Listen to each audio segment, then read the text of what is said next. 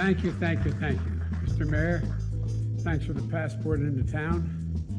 I tell you, every time I come to the greater Chicago area, there's somebody I want to steal and bring back to Washington, Gov. I've done it a couple times, you know. Well, good morning to everyone. I want to especially thank the members of our cabinet for the work that you and your teams have been doing over the course of these months, doing extraordinary work. We are the first administration to collectively, through the leaders of this administration, to take a critical look at what we can do as the federal government, which of course is the largest employer in our country, to improve the condition and the standing of our workers, of the men and women who work so hard and do so much for the benefit of the public. And so I will say what we all know. The President and I think all of us are very proud at what we will believe will be the most pro-labor union administration that we've had in our country. Our principles are based on a very firm and strong belief that when our unions are strong, the American people are strong. Members and staff negotiated through the night in good faith. The Senate is moving toward the plan I laid out yesterday to spare the American people a manufactured crisis. All year, the Democratic government has made unprecedented and repeated use of reconciliation to pass radical policies on party line votes. So, back in July, Republicans informed our colleagues they would need to pursue any long-term increase in the debt ceiling through the same process. The President, the Speaker, and the Democratic leader had 3 months' notice to do their jobs. But for 2.5 months, the Democratic leaders did nothing and then complained that they were actually short on time. The majority didn't have a plan to prevent default, so we stepped forward. The pathway our Democratic colleagues have accepted will spare the American people any near-term crisis while definitively resolving the majority's excuse that they lacked time to address the debt limit through the 304 reconciliation process. Now there'll be no question they'll have plenty of time. Brinksmanship did not work. For the good of America's families, for the good of our economy, Republicans must recognize in the future that they should approach fixing the debt limit in a bipartisan way. What is needed now is a long-term solution, so we don't go through this risky drama every few months. And we hope Republicans will join in enacting a long-term solution to the debt limit in December. We're ready to work with them. Leader McConnell and Senate Republicans insisted they wanted a solution to the debt ceiling, but said Democrats must raise it alone by going through a drawn-out, convoluted, and risky reconciliation process. That was simply unacceptable to my caucus. And yesterday, Senate Republicans finally realized that their obstruction was not going to work. I very much thank my Democratic colleagues for showing our unity in solving this Republican-manufactured crisis.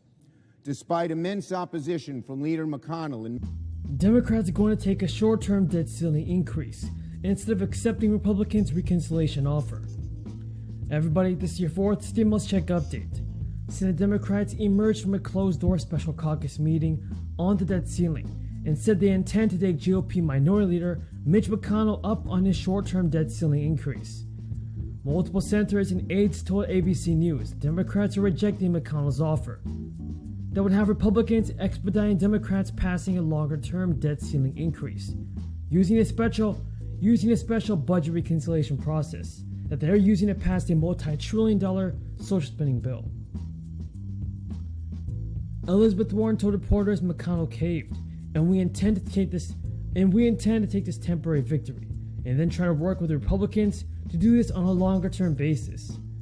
Folks, Bernie Sanders says there's not going to be reconciliation and that it's unclear if a vote on the new proposal would occur Wednesday night or Thursday, though the latter appeared more likely. Senate Majority Leader Mitch McConnell offered Democrats two options to increase debt ceiling. Both options require the Democrats increase debt ceiling by a specific amount, which the party has not wanted to do, fearing political implications of an increase to the nation's borrowing limit approved solely by Democrats. So, Democrats rejected an offer the Republicans offered to help Democrats. So this comes after Republicans refused to allow Democrats to move forward on raising the debt ceiling with a simple majority vote. So ahead of Mitch McConnell's proposition, Senate Republicans had planned a filibuster under a House-passed measure on Wednesday that would suspend the debt limit until December 2022.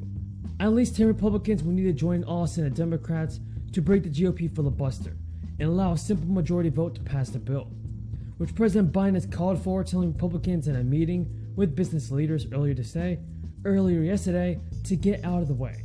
Without Republican support, Biden and other Democrats raised carving out an exception to ending the filibuster for the debt ceiling vote, which would take the support of all 50 Democratic senators.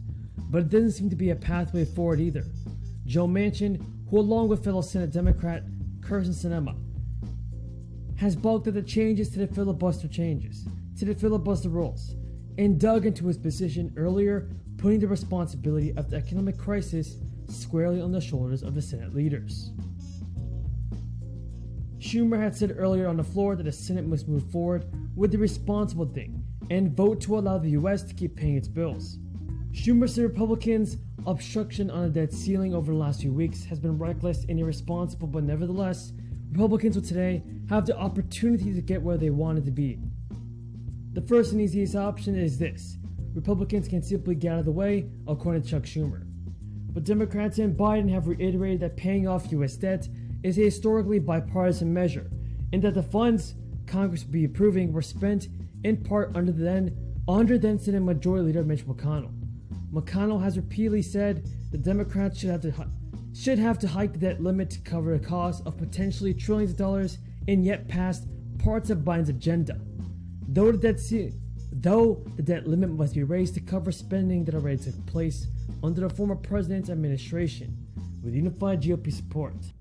Amid Democrats' calls for carving the filibuster, McConnell told members in a lunch meeting about the two options: a short-term extension or an expedited reconciliation process. But those would also give Republicans exactly what they've been asking for politically: an increase to the nation's borrowing limit, approved solely by Democrats for the GOP to seize on its midterms. Janet Yellen and the White House economists have warned that without action, Americans will feel the real-world effects of a self-inflicted economic crisis in the coming days. Consequences include delays in Social Security payments and checks to service members, a suspension of veteran affairs, veteran benefits, and rising interest rates on credit cards.